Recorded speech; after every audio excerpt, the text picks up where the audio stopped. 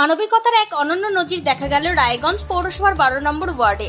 দীর্ঘ 7 বছর ধরে গুরুতর অসুস্থতায় ঘরবন্দি জীবন কাটাচ্ছেন এলাকার বাসিন্দা শঙ্কর চক্রবর্তী। অসুস্থতার কারণে তিনি স্বাভাবিক জীবনযাপন করতে পারছেন না। পরিবারের দেখভালের মতো তেমন কেউ না থাকায় তার দিদি আলপনা পালি সীমিত সামর্থ্যের মধ্যে প্রতিদিন তার খাবার ও প্রয়োজনীয় দেখাশোনার দায়িত্ব পালন করছেন। এমন পরিস্থিতিতে মানবিকতার পরিচয় দিলেন একই এলাকার বাসিন্দা সুস্মিতা বিশ্বাস। তিনি জানান, এবার প্রথমবার অন্নপূর্ণা ভান্ডার প্রকল্পের আওতায় ৩,০০০ টাকা পেয়েছেন।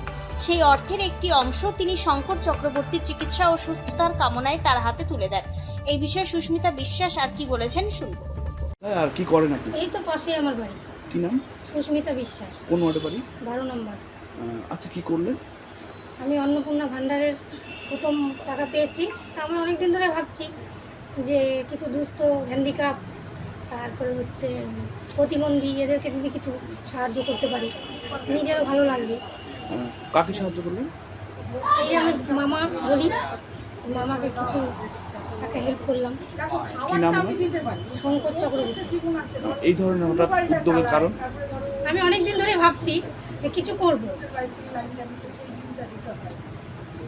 এই প্রসঙ্গে বিজেপি নেতা নারায়ণ চন্দ্র দাস বলেন, সুস্মিতা বিশ্বাস অত্যন্ত প্রশংসনীয় ও মানবিক উদ্যোগ নিয়েছেন। সমাজের অসুস্থ ও অসহায় মানুষের পাশে যদি আরও মানুষ এইভাবে দাঁড়ান তাহলে সমাজ আরও মানবিক ও উন্নত হবে। তার এই উদ্যোগকে আমরা সাধুবাদ ও আন্তরিক ধন্যবাদ জানাই। তিনি আরও কি বলতে চেয়েছেন শোনাবো। ওনাকে আমরা পিউ বলে ডাকি।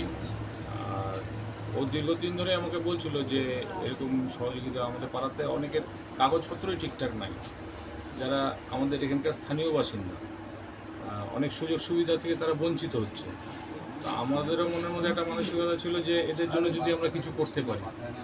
তো হঠাৎ করে ওর মনের মধ্যে জাগলো যে আমার প্রথম যেটা অন্নপূর্ণা পেলাম আমি সেই টাকাটা ওর হাতে তুলে দেবো। তার জন্য আমরা তো গর্বিত এবং পিউ আমাদের বিজেপির একজন কার্যকর্তা, তার জন্য আমরা নিজেকে গর্ববোধ মনে করছি এরকম কার্যকর্তাকে আমরা পেয়ে। আর সে তার প্রথম অন্নপূর্ণা যে টাকাটা ৩,০০০ টাকা ওনার হাতে তুলে দেবে। এই ধরনের একটা মানসিক রোগীকে যে প্রদান করলো, এই বিষয়টা আপনারা উদ্বোধন করতে কীভাবে দেখছেন? এটা তো উদ্যোতন কর্তৃপক্ষের কিছু নাই, যে এটা মন মানসিকতার ব্যাপার আছে। যার মনে চাইলো এই দেখে হলো সমাজ কিছু যদি শিখতে পারে বা সমাজ যদি এই সমাজের জন্য এগিয়ে আসে, তা সেটাই আমাদের বড় পাওনা। পাশাপাশি বাসিন্দা শঙ্কর চক্রবর্তী এমন একটি সাহায্য পেয়ে কি বলতে চেয়েছেন শুনুন। বলছি দাদা, ওই আপনার ওয়ার্ডের বাসিন্দা সুস্মিতা বিশ্বাস যে আপনাকে ৩,০০০ টাকা দান করেছে, কীভাবে দেখছেন বিষয়টা? খুব আনন্দ পাচ্ছি। আমাকে ওই সাহায্য করলো। আমাকে যদি আরও সাহায্য করে আমার খুব ভালো হয়। আমার হচ্ছে আরেকটা প্রবলেম হচ্ছে, রাস্তাটা আমার ভালো নাই একটুকু। রাস্তাটা যদি ব্যবস্থা করে দেয়। আর হচ্ছে আমার হ্যান্ডিক্যাপ সার্টিফিকেট নেই।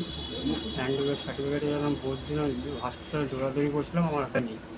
হ্যান্ডিক্যাপ সার্টিফিকেট হলে পরে সরকার থেকে কোনো অনুদান পাবো, আমার একটু তাতে আমার খুব উপকার হবে। এমনি কী কী সমস্যা হচ্ছে আপনার? সমস্যা আমি তো হাঁটাচলা করতেই পারি না, একটু বসে বসে যাওয়া আসা করি। আমি যে বাইরে বেরোবো, আমার বাইরে বেরোনোর রাস্তা নাই। আমার ঘরের অবস্থা খুব খারাপ, রাস্তার খুব অবস্থা খারাপ। বিগত দিনের কাউন্সিলরকে জানিয়েছিলেন বিষয়গুলো? আমি অনেকবার কাউন্সিলরকে জানিয়েছিলাম। সহযোগিতা পেয়েছেন? সহযোগিতা পাইনি, কোনো কিছু করে দেয়নি আমাকে কোনো দিন। আমি এরকম অনেকবার বলছি যে আমাকে রাস্তার কালভারটা বের করে ভালো করে দাও, তাহলে আমি বসে বসে হাঁটা যাওয়া করতে পারবো। আমার কোনো কিছু করে দেয়নি আজ পর্যন্ত। জানিয়েছিলেন? হ্যান্ডিক্যাপ সার্টিফিকেটের জন্য ওনাদেরকে বলছিলাম, ওনারা বলে হ্যান্ডিক্যাপ আমরা তো করি না, বলে আমি পারবো না। আমাকে এই ঘুরাচ্ছে শুধু, বলে এই হবে ওই হবে, যেদিন হবে সেদিন বলবো। সেই আমাকে কোনো কিছু করে দেয়নি। এমনকি আমার জায়গার কাগজপত্রও নাই। আমি জায়গার কাগজপত্রের জন্য 2-3 বার ওনাদেরকে জায়গায় কাগজ দিয়েছিলাম, ডকুমেন্টস দিয়েছিলাম। আমার কাছ থেকে কিছু টাকা পয়সাও নিয়েছিল, কিন্তু আমার কাগজ করে দেয় নাই আমার জায়গায়। কারা নিয়েছিল? এখানকারই কাউন্সিলারই। বর্তমানে রাজ্যে সরকার পরিবর্তন হয়েছে, নতুন সরকার এসে কি আশা রাখবেন? নতুন সরকার যদি আমাকে আজকে যদি আমাকে কোনো কিছু যদি জায়গাটা যদি নিয়ে নেয়, রাস্তা হলে পরে আমি থাকবো কোথায়, সেটা আমার তো কেউ নেই। মানে একদিক দিয়ে চিন্তিত আছেন? হ্যাঁ, আমি তো এই চিন্তায় বেশি মাথা খারাপ হয়েছে আমার। যে আমার যদি রাস্তা যদি চওড়া হয়, রাস্তার যদি জায়গাটা নিয়ে নেয়, তা আমি থাকবো কোথায়? এটা ওভারব্রিজের পরিকল্পনা চলছে এই হ্যাঁ। রাস্তায়, সেই নিয়ে আপনার বাড়ি ভেঙে যাওয়ার সম্ভাবনা ভেঙে যাওয়ার রয়েছে, সম্ভাবনা আছে। চিন্তিত আছেন? হ্যাঁ। Yes. সুস্মিতা বিশ্বাসের এই উদ্যোগ এলাকায় ব্যাপক প্রশংসা কুড়িয়েছে। অনেকেই মনে করছেন সমাজের অসহায় ও বিপন্ন মানুষের পাশে এভাবেই এগিয়ে আসা উচিত। রায়গঞ্জ থেকে বিশেষ প্রতিনিধির রিপোর্ট, টাইমস 14 বাংলা।